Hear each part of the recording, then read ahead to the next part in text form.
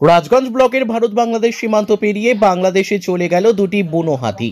সোমবার রাতে হাতি দুটি বিশাল জনপথ পেরিয়ে ওপারে চলে যায়। বর্তমানে বাংলাদেশের পঞ্চগড়ের তেঁতুলিয়া উপজেলার বাংলাবান্ধা ইউনিয়নের দক্ষিণ কাশিমগঞ্জ এলাকায় একটি ভুট্টা খেতে অবস্থান নিয়েছে।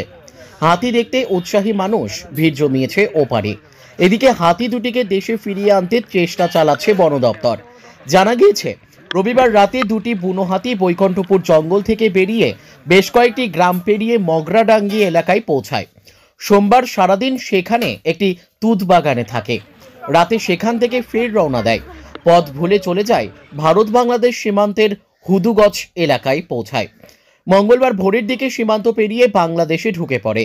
তবে রাজগঞ্জ ব্লকে এই 2 দিন হাতি দুটি কারো প্রাণহানি না করলেও কিছু জমির ফসল ও বাড়ির ক্ষয়ক্ষতি করেছে।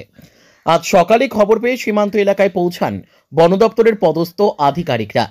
তবে হাতি দুটি ওপারে চলে যাওয়ায় ফিরিয়ে আনার জন্য প্রশাসনিক স্তরে আলোচনা চালাচ্ছেন। অন্যদিকে বাংলাবান্ধা ইউপির দক্ষিণ কাশিমগঞ্জ এলাকায় হাতি দুটি একটি ভুট্টা খেতে আশ্রয় নেওয়ায় এলাকার বাসিন্দাদের মধ্যে আতঙ্ক ছড়িয়ে পড়েছে। খবর পেয়ে সেদেশের বন বিভাগ, পুলিশ ও ফায়ার সার্ভিস ঘটনাস্থলে পৌঁছেছে।